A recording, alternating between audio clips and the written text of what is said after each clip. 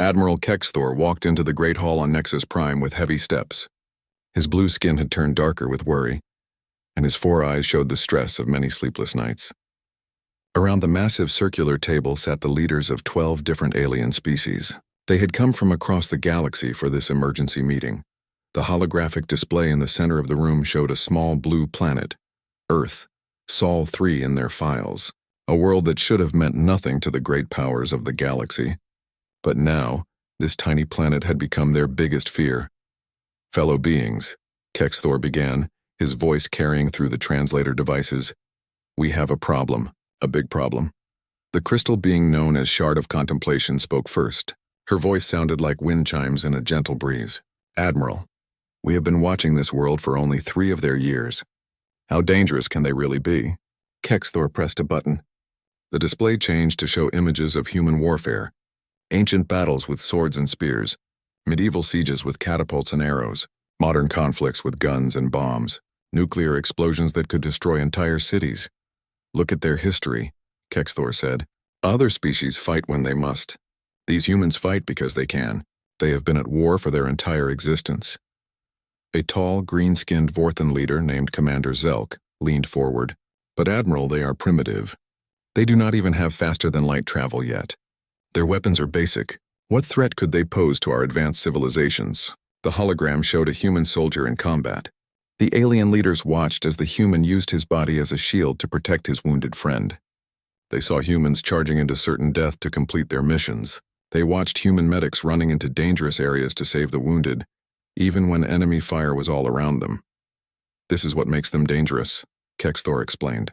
"They do not fight like us. When we fight, we try to win with the least cost. When humans fight, they fight to win no matter what it costs them. They will die to kill their enemies. They will sacrifice themselves for their mission." The room fell silent. Most species in the galaxy had evolved past such behavior. War for them was a careful dance of strategy and technology. The idea of throwing lives away for victory was alien to them. Dr. Yeath, a small gray being with large black eyes, pulled up more data. "I have studied their combat footage. In one battle, a human unit was surrounded by 10 times their number. Logic says they should surrender. Instead, they fought until only 3 were left alive. Those 3 humans killed more than 50 enemies before the battle ended." "Impossible," said General Morth, whose species prided itself on military excellence. "No soldiers could achieve such results against those odds." "Watch," Dr. Yith said, starting a video feed. The alien leaders watched human soldiers in action. They saw men and women who turned everyday objects into weapons. Humans who used their knowledge of their own bodies to fight when their weapons were gone. Soldiers who worked together like they shared one mind, even though they had no telepathic abilities. But what shocked the aliens most was how humans treated their enemies. Other species fought with honor and followed rules. Humans fought to destroy completely. They did not just defeat their enemies when they made sure those enemies could never fight again. "Look at this weapon," Kexthor said, showing them footage of nuclear bombs. They created weapons that could destroy their entire planet. And they built thousands of them. "What kind of species does that?" Ambassador Quinn, an elderly being with silver scales, spoke slowly. "A species that is not afraid to destroy everything, including themselves, to win." The display showed more human military technology. Submarines that could hide under the ocean for months, aircraft that could fly faster than sound, missiles that could hit targets on the other side of their planet. All of this from a species that had not even left their own solar system yet. "Their rate of advancement is terrifying," Dr. Yith reported. "In just 200 of their years, they went from fighting with swords to splitting atoms. Most species take thousands of years to make such progress." "What about their space program?" asked Commander Zelk. Kexthor's expression grew darker. "They have landed on their moon. They have sent machines to other planets in their system. Their scientists are working on faster-than-light travel. Our intelligence says they might achieve it within 10 of their years." The room erupted in worried chatter. 12 different languages mixed together as the aliens discussed this news. Finally, Shard of Contemplation called for quiet. "If they develop FTL travel, they will spread to other worlds," she said. "A species like this could conquer the entire galaxy." General Morth stood up, his massive frame towering over the table. "Then we must stop them now while they are still trapped in their system." "How?" asked Dr. Yith. "Do we attack them? Destroy their world?" No, Admiral Kexthor said firmly. We are not murderers, but we can contain them. We place a blockade around their system. If they develop FTL travel and try to leave, we stop them. Ambassador Quinn nodded slowly. A quarantine, like we would do with a dangerous disease. Exactly, Kexthor agreed. We station a fleet at the edge of their system. We watch and wait. If they try to leave, we force them back. Eventually, they might destroy themselves in their wars, or they might evolve past their violent nature. And if they do not? Shard of Contemplation asked. Kexthor was quiet for a long moment. Then we keep them locked in their system forever. The vote was unanimous. Every species agreed to contribute ships to the blockade fleet. Within one of their years, a massive force of alien warships took position around the edge of human space. The most advanced weapons in the galaxy pointed toward Earth. The aliens felt safe behind their energy shields and plasma cannons. Their ships could move faster than light and had armor that could stop nuclear weapons. What could primitive humans do against such technology? As the blockade fleet settled into position, Admiral Kexthor looked at the small blue planet on his screen. He had seen human soldiers fight impossible battles and win. He had watched them create weapons of unimaginable destruction. But surely even humans could not overcome such odds. The humans did not know they were being watched. They did not know that alien ships surrounded their system. They continued their lives, their wars, and their scientific research. In secret laboratories around Earth, human scientists worked day and night on their FTL drive. Admiral Kexthor reviewed the battle plans one more time. If humans tried to leave their system, the alien fleet would disable their ships and force them to return. The humans would learn that they were not alone in the universe, and they would learn their place in it. The Admiral believed his plan would work. He had 40 advanced warships with weapons that could destroy planets. The humans had primitive chemical rockets and nuclear weapons that were powerful on their world, but useless in space. What could possibly go wrong? Captain Sarah Chen stood on the bridge of the UES Endeavour, watching the stars blur past the view screen. After 3 years of testing, humanity had finally achieved faster-than-light travel. The quantum tunnel drive had worked perfectly, carrying them beyond the solar system for the first time in human history. "Captain," called Lieutenant Torres from the communication station, "we're picking up some strange signals ahead. They look artificial." Sarah moved to his station and studied the displays. The signals were definitely not natural. They had patterns, structures, and frequencies that could only come from intelligent technology. This was it-o, proof that humanity was not alone in the universe. "All stop," Sarah ordered. "Send a standard greeting on all frequencies. Tell them we come in peace." Behind her, Sergeant Major Rodriguez checked his rifle one more time. He did not trust aliens he had never met. His 22 Marines were ready for anything, but they hoped for friendship. The response came faster than expected. Not words, but weapons. 40 alien ships suddenly appeared around the Endeavour, their energy weapons already charging. The human ship was completely surrounded. "Incoming transmission," Torres reported. The view screen showed Admiral Kexthor's blue face. His 4 eyes stared at Sarah with what looked like fear and anger mixed together. "Human vessel," he said through the translator. "You have violated the quarantine of your system. Surrender immediately or we will destroy you." Sarah felt her heart racing but kept her voice calm. "Admiral, I am Captain Sarah Chen of the United Earth ship Endeavour. We did not know about any quarantine. We come seeking peaceful contact with other species." "Peaceful?" Kexthor laughed, a sound like grinding metal. "We have studied your species. You know only war and violence. Surrender now and we will simply force you back to your system." "I'm afraid I cannot do that," Sarah replied. "We have the right to travel freely through space." The alien admiral's expression hardened. "Then you will learn why your species should have stayed on their primitive world." The attack began immediately. Energy beams struck the Endeavour's shields, overloading them in seconds. The human ship shook violently as alien weapons tore into the hull. Sparks flew from control panels as systems failed one by one. "Shields down," Torres reported. "Hull breach on Deck 7. They're boarding us." Sergeant Major Rodriguez was already moving. "Marines, you know the drill. Make them pay for every meter of corridor they take." The aliens who boarded the ship expected easy victory. They had advanced armor and energy weapons. They had studied human tactics and believed they were prepared. They were wrong. The first boarding party of 12 aliens entered through the cargo bay. They moved in perfect formation, their sensors scanning for human life signs.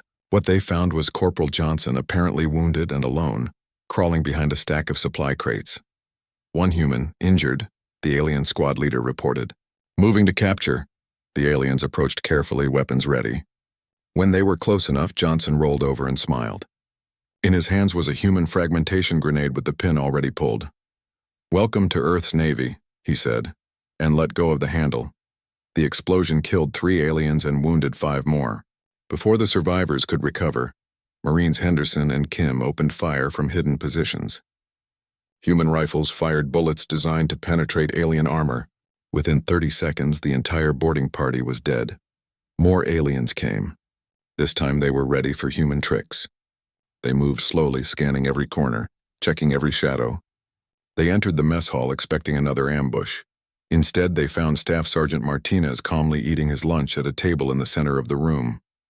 He looked up as they entered and waved. "Hey there," he said. "You guys hungry?" "The food's not great, but it's hot." The alien squad leader was confused. This human showed no fear, no aggression. He was just sitting there eating. It had to be another trap, but their sensors showed no other humans in the room. "Surrender," the alien demanded, "and you will not be harmed." Martinez shrugged and stood up slowly, hands visible. "Sure thing. Just let me finish my coffee first." He picked up his cup and took a sip. Then he threw the hot liquid in the nearest alien's face. While that alien screamed and clawed at his burned eyes, Martinez dove behind an overturned table. The other humans were waiting. They had hidden inside the walls, in the ceiling, even in the floor. When Martinez gave the signal, they opened fire from 6 different directions. The aliens found themselves caught in crossfire with no cover. They died quickly. In engineering, the aliens faced Chief Petty Officer Williams. She had turned the entire section into a death trap. Loose cables carried deadly electrical current. Pipes leaked scalding steam. Tools had been turned into projectiles using the artificial gravity. Williams did not fight like a soldier. She fought like an engineer who knew every system on the ship. She used the lights to blind the aliens, then the gravity to knock them down. When they tried to get up, she used the fire suppression system to flood the room with foam that made breathing impossible. The aliens had better weapons and armor, but Williams had something they did not expect: a raw, complete knowledge of her environment and the creativity to use it as a weapon. On the bridge, Captain Chen coordinated the defense while fighting off boarders with her sidearm. The aliens had cut through the blast doors with energy weapons, but the humans were ready for them. "Rodriguez, report," she called into her communicator while shooting at an alien trying to reach the navigation controls. "We've stopped 3 boarding parties, Captain," Rodriguez replied, "but they keep coming. We're down to 15 Marines and we're running low on ammunition. How long until the FTL drive comes back online?" "Engineering says 20 minutes if they can keep the aliens out of the reactor room." Chen shot another alien, then ducked behind her command chair as energy beams flew overhead. 20 minutes might as well be 20 hours. The aliens had overwhelming numbers and better weapons. The humans were fighting brilliantly, but they could not hold out forever. Still, Rodriguez and his Marines kept fighting. They used every dirty trick they knew. They collapsed corridors to slow the aliens down. They depressurized sections of the ship to force the aliens to use life support. They turned the ship's medical supplies into chemical weapons. When human weapons ran out of ammunition, the Marines fought with knives and tools. When those broke, they used their hands and feet. Some aliens were killed by humans who tackled them and used their own weight to send both of them into dangerous machinery. The aliens could not understand it. These humans fought like they wanted to die, as long as they could take aliens with them. They showed no fear, no hesitation, no mercy. Every human became a weapon. Every room became a battlefield. After 2 hours of fighting, the last human Marine fell. Sergeant Major Rodriguez died protecting the bridge, his body surrounded by 7 dead aliens. The ship belonged to the boarding parties now, but the damage was done. Admiral Kexthor stared at his casualty reports in disbelief. 47 of his soldiers were dead. Over 100 were wounded. 3 of his ships needed major repairs from debris launched by exploding humans. 23 human Marines had done this. 23 primitive soldiers with chemical weapons and no armor. They had fought an entire fleet and made it pay in blood. The worst part was the message the humans had transmitted during the battle. Everything that happened had been sent back to Earth. Video of the alien attack, recordings of the fighting, detailed scans of alien technology. Earth now knew that aliens existed, and that they had attacked without warning. Kexthor looked at the small blue planet on his screen. Somewhere down there, humans were watching the footage of their soldiers' last stand. They were seeing their people die fighting against impossible odds, and they were getting angry. The Admiral suddenly realized that attacking the Endeavor might have been the worst mistake in galactic history. He had wanted to keep the humans contained in their system. Instead, he had just given them a reason for war. The video from the UES Endeavor played on every screen across Earth. Billions of humans watched their soldiers die fighting alien invaders. They saw Captain Chen's final transmission, her face bloodied but defiant as alien energy weapons burned through the bridge around her. "Remember this day," she had said into the camera before the transmission ended. "Remember that we did not start this fight, but we will finish it." President Martinez stood before the United Earth Council in Geneva. Behind her, the flags of every nation on Earth hung side by side. For the first time in human history, the entire planet was united with a single purpose. "Fellow humans," she began, her voice carried to every corner of the world, "we are no longer alone in the universe. We have learned that intelligent life exists beyond our solar system. We have also learned that these aliens see us as a threat to be contained, not as potential friends to be welcomed." The council chamber was silent except for the soft hum of translation devices. Representatives from every nation listened as the president continued. "The crew of the Endeavor died as heroes. They faced impossible odds and fought with courage that honored our entire species. Their sacrifice will not be forgotten, and it will not go unanswered." She paused, looking at each representative in turn. "I am declaring a state of total mobilization. Every resource, every factory, every scientific mind on Earth will be focused on one goal, building a fleet that can reach these aliens and show them the price of attacking humanity." The response was immediate and overwhelming. Within hours, every military base on Earth was buzzing with activity. Factories that made cars began producing spacecraft parts. Scientists who studied medicine were reassigned to weapons research. Computer programmers worked day and night to design targeting systems for ships that did not yet exist. But it was not just the governments that responded. Ordinary people across the world volunteered for military service in numbers that broke all records. Farmers, teachers, shopkeepers, and students all wanted to serve. The waiting lists for military recruitment centers stretched around city blocks.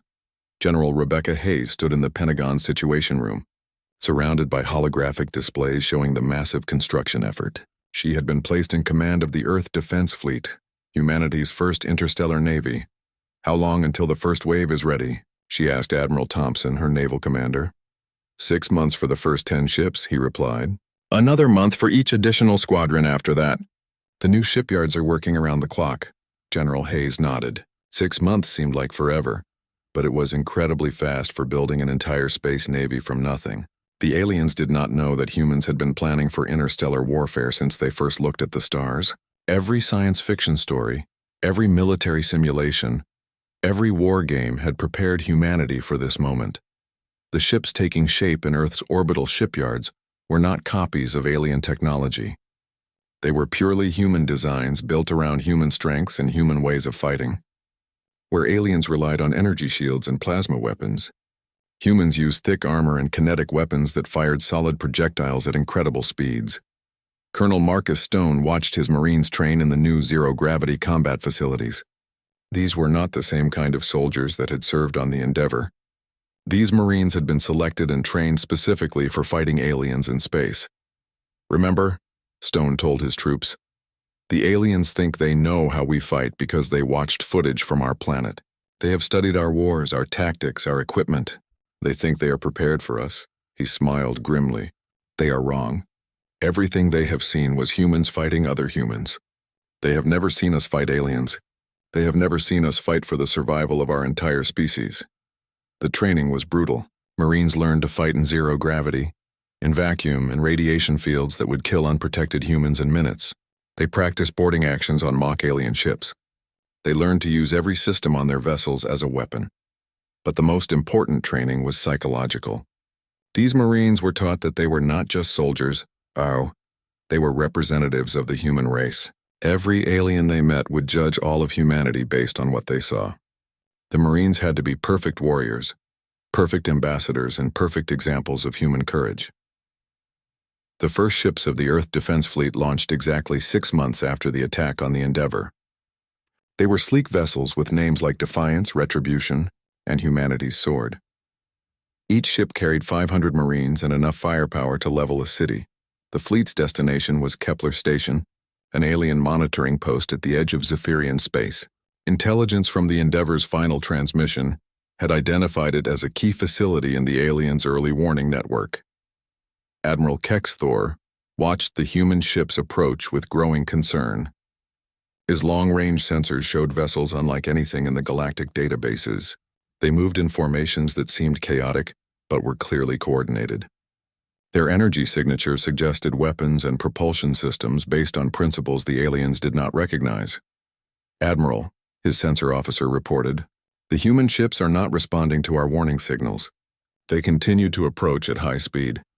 Kexthor had 40 ships defending Kepler Station. The humans had only 12. It should have been an easy victory for the aliens. But the Admiral remembered the casualty reports from the Endeavour. These humans had proven they could kill aliens even when outnumbered and outgunned. "All ships, defensive formation Alpha," he ordered. "Target the lead human vessel and prepare to fire." The battle began when the human fleet was still outside normal weapons range. But human kinetic weapons did not follow normal rules.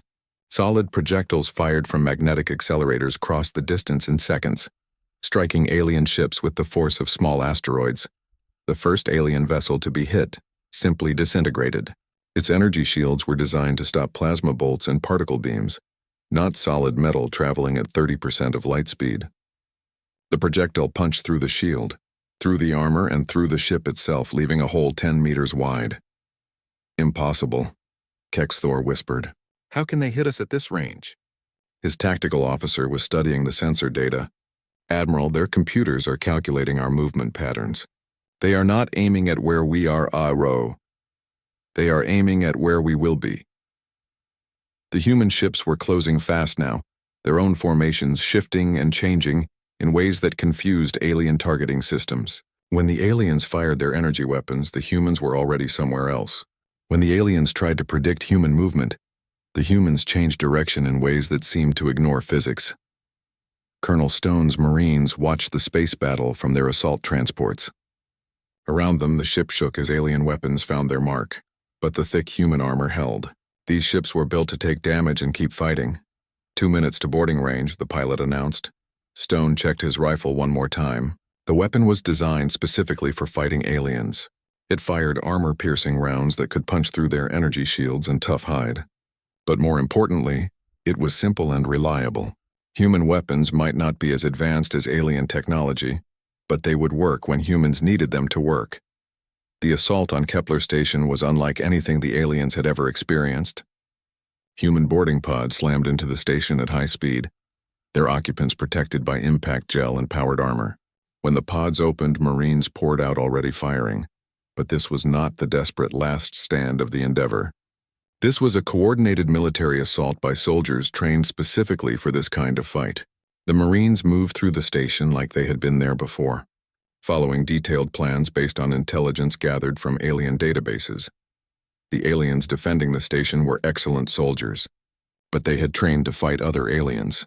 They expected energy weapons, coordinated unit tactics, and civilized rules of engagement. Instead, they faced humans who used explosives, who fought as individuals when needed, and who followed only one rule: win at any cost. Within 4 hours, Kepler Station belonged to the humans.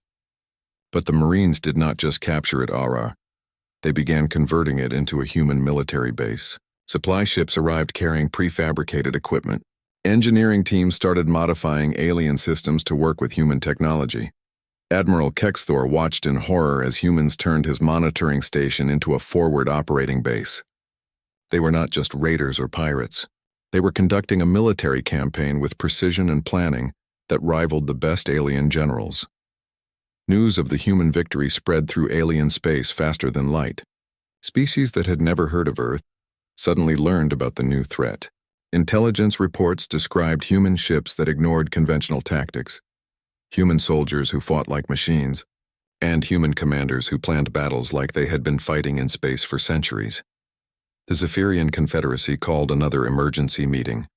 This time, there was no debate about whether humans were dangerous. The only question now was whether the combined alien fleets could stop them. General Hayes received the intelligence reports from Kepler Station with satisfaction. The first phase of the campaign had succeeded beyond all expectations. Human casualties were light, alien casualties were heavy, and Earth now had a foothold in enemy space. But she knew this was Ambassador Quinn's silver scales had lost their shine during the long journey to human space. The elderly diplomat had volunteered for this mission, despite knowing it might be his last. Someone had to try to stop the war before it destroyed both species. His ship, displaying symbols of peace and flying under diplomatic protection, approached the human fleet near Kepler Station. The massive human vessels looked like floating fortresses, bristling with weapons and armor. But they did not fire. Instead, they sent an escort to guide the ambassador's ship to a meeting point.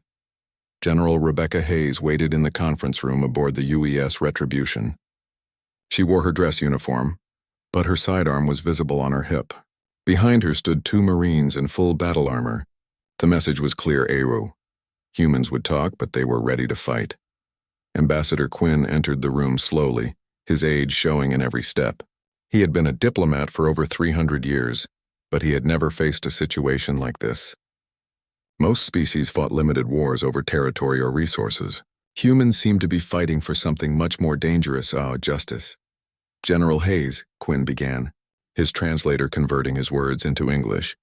I come to speak for the Zephyrian Confederacy and all peaceful species in this region of space. General Hayes gestured to a chair designed for alien physiology. Ambassador, you are welcome aboard my ship. But let me be clear, we did not start this war. Your people attacked our ship without warning, without negotiation, without even trying to talk to us first. Quinn settled into the chair, his ancient bones creaking. General, there were mistakes made. Admiral Kexthor acted out of fear, not malice. Your species' military history made our leaders believe you were a threat that needed to be contained. A threat? Hayes's voice was cold. We sent one ship carrying diplomats and scientists. We came in peace, looking for friendship. Your response was to attack us.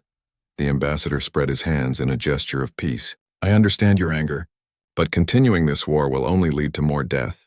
The Confederacy is prepared to offer compensation for the attack on your ship. Territory, technology, trade agreements, wow. We can negotiate terms that benefit both our peoples. General Hayes stood and walked to the window, looking out at the stars. In the distance, she could see human ships patrolling the space around Kepler Station. Each of those ships carried soldiers who had volunteered to fight aliens they had never seen, for a cause bigger than themselves. Ambassador, she said without turning around, what would your people do if aliens attacked one of your ships? Quinn considered the question. We would protest strongly, demand compensation, perhaps impose trade restrictions. Hayes turned back to face him. That is the difference between us. When someone attacks our people, we do not protest. We do not demand compensation. We make sure it never happens again. The negotiations continued for 3 days. The aliens offered increasingly desperate terms.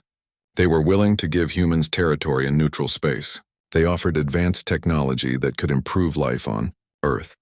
They even suggested making Earth a protected world under alien oversight, but the humans had only one demand, or were unconditional: surrender and the trial of everyone responsible for the attack on the Endeavor. The aliens could not accept such terms. It would mean admitting that their entire civilization was wrong, that their military leaders were criminals. On the 3rd day, Ambassador Quinn played his final card. He activated a holographic display showing intelligence files that had been classified for decades. General Hayes, he said sadly, you need to understand why our leaders feared your species. We have been watching Earth for many years. We know about your military capabilities in great detail. The hologram showed human special forces in action, Delta Force operators in night raids, Navy SEALs in underwater missions, British SAS in hostage rescue operations, Spetsnaz in urban warfare, elite soldiers from dozens of nations all operating in the shadows. We studied your armies, Quinn continued. But we discovered that your armies are not your most dangerous forces. You have soldiers that your own civilians do not know exist. Units so secret that even your governments deny their existence.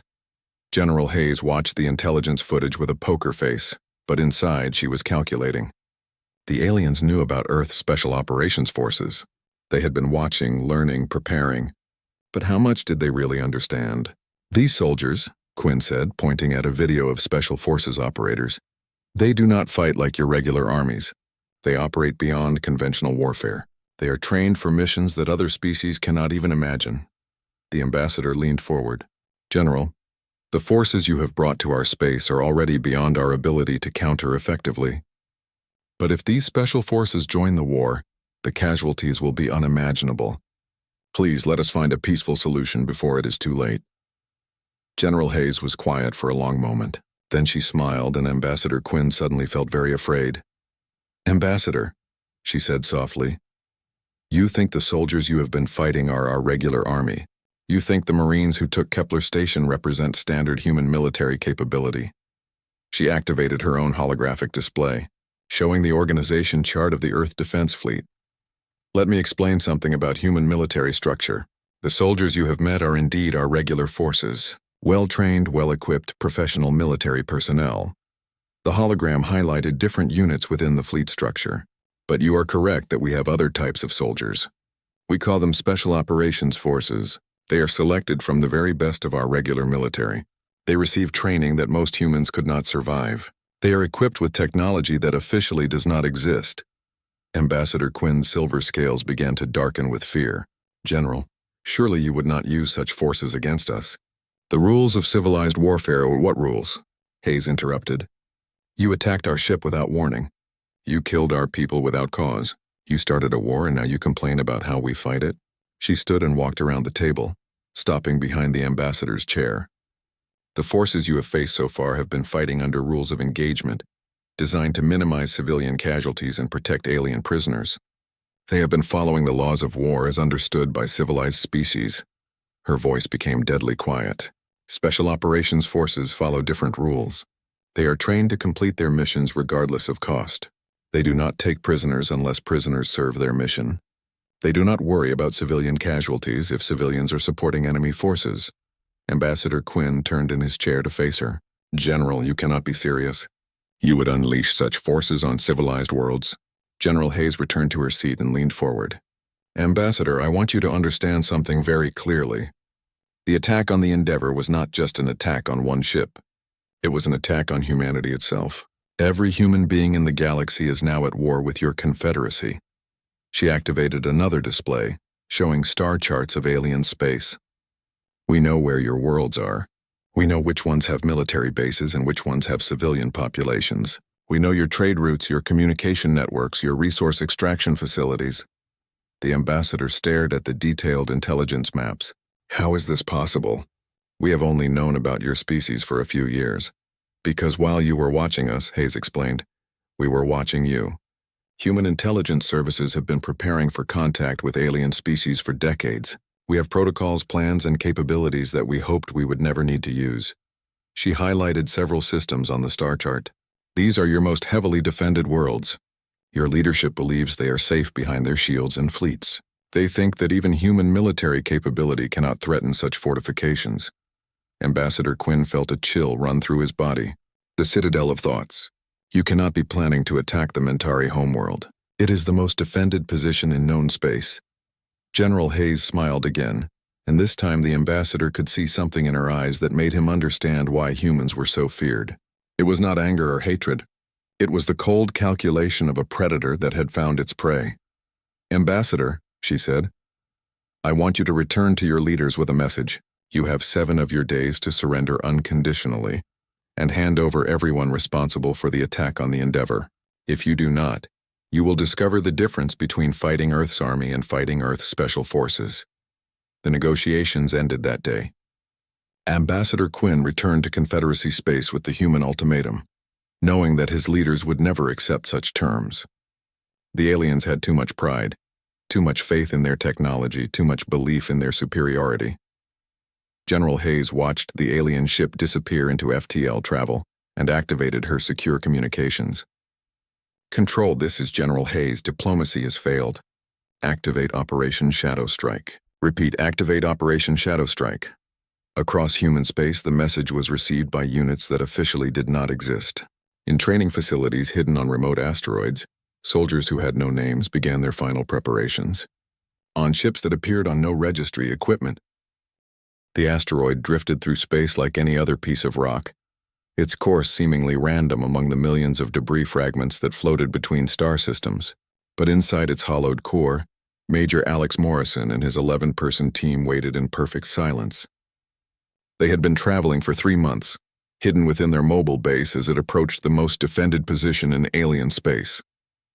The Citadel of Thoughts hung in space like a metal moon, its surface covered with weapons platforms and shield generators. Home to the Mentari, a species of powerful telepaths, it had never fallen to enemy attack. The aliens believed it was impossible to assault successfully. They were about to learn that humans specialized in doing impossible things. Morrison floated in zero gravity, checking his equipment one final time. His team wore no uniforms and carried no identification. If they were captured, no government would claim them. If they died, they would be forgotten by history. But if they succeeded, they would save thousands of human lives by ending the war quickly. "Ghost, this is Shadow Base," came the whispered voice through his earpiece. "Target analysis complete. Feeding data to your systems now." Morrison's heads-up display filled with information about the Citadel, defense grid locations, patrol schedules, structural weak points, and most importantly, the locations of key systems that kept the massive station operational. His team had studied this information for months, but seeing the real target made it feel different. Sergeant Lisa Chen, the team's demolitions expert, reviewed the explosive charges in her pack. Each one was designed to cause maximum damage to specific alien technologies. Unlike the kinetic weapons used by regular human forces, these devices used exotic matter that could penetrate alien energy shields. "Demo ready," she reported quietly. Corporal James Kim monitored the team's stealth systems. The technology that kept them hidden from alien sensors was so classified that even he did not fully understand how it worked. Human scientists had developed it by studying alien detection methods and finding ways to defeat them. "Stealth holding steady," he confirmed. Morrison nodded and activated the insertion sequence. The asteroid's outer shell split open like a flower, revealing 12 figures in powered armor. They moved with practiced silence, using tiny thrusters to guide themselves toward the Citadel's hull.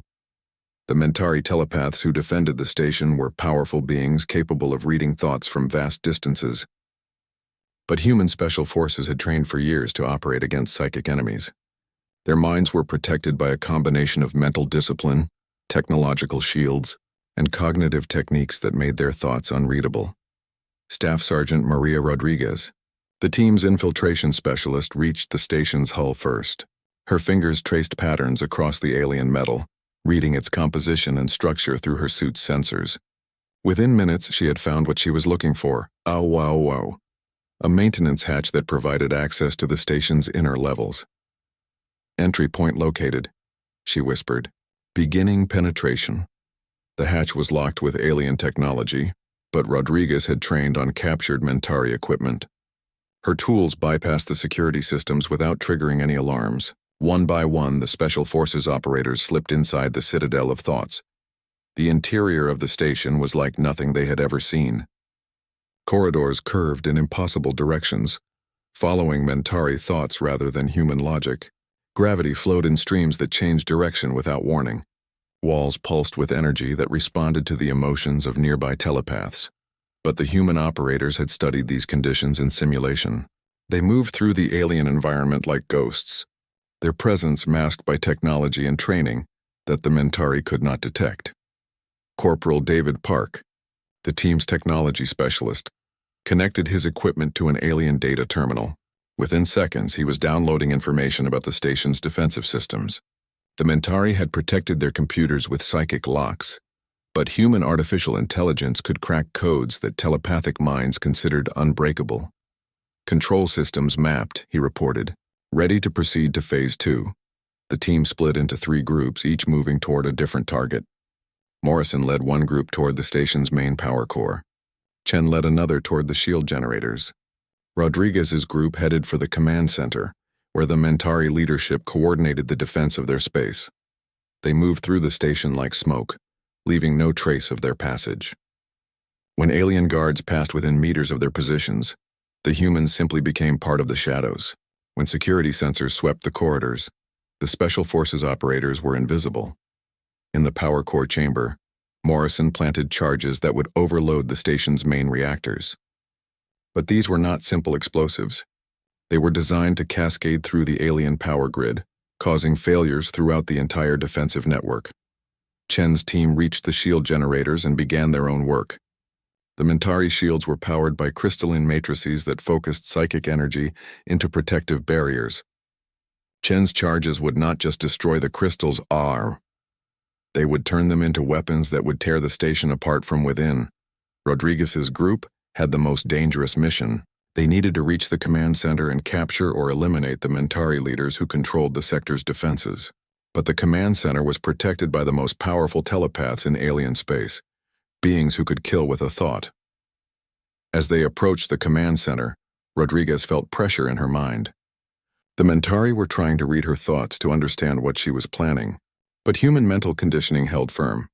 Her thoughts remained her own, hidden behind barriers that alien telepathy could not penetrate.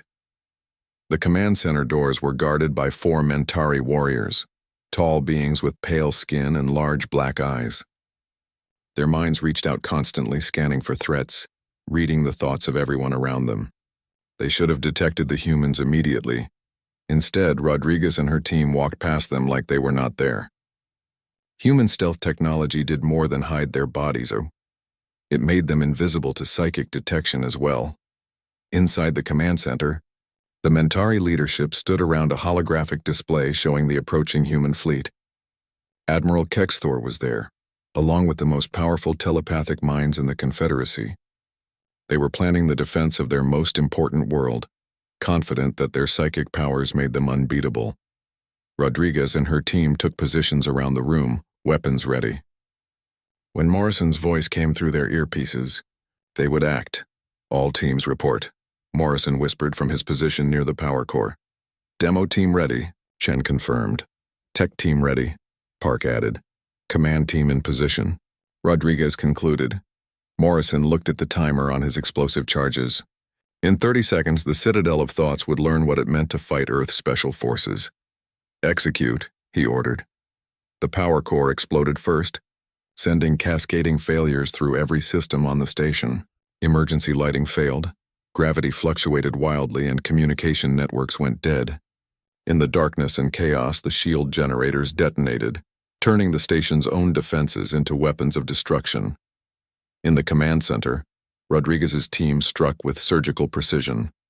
Stunner weapons dropped the Mentari leaders before they could use their psychic powers. Those who tried to resist found their thoughts clouded by human jamming technology. Throughout the station, similar scenes played out as other human teams revealed themselves. Special Forces operators who had been hiding in the station for weeks emerged from their concealment. They had been infiltrating the Citadel for months, placing equipment and gathering intelligence while the aliens remained completely unaware.